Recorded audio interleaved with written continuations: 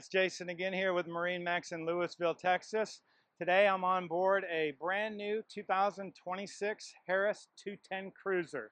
This boat was equipped with the gray interior, optional floor locker.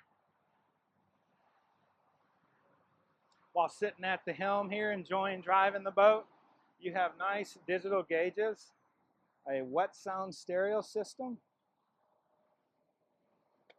You even got a place to hold and charge your phone. This is a wireless charger. Making our way back through the boat. What's a boat without a good power bimini, making it real easy to get up and down. This is our SLDH configuration, so this will lay down flat as well. Coming to the back of the boat here.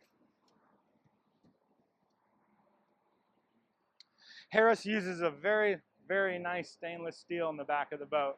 Really bright, really polished through their fender holders, their ski tow bar, and even on the Lillipad ladder. This boat is rigged with a 150 horsepower Merc to get you guys out on the water having a good time.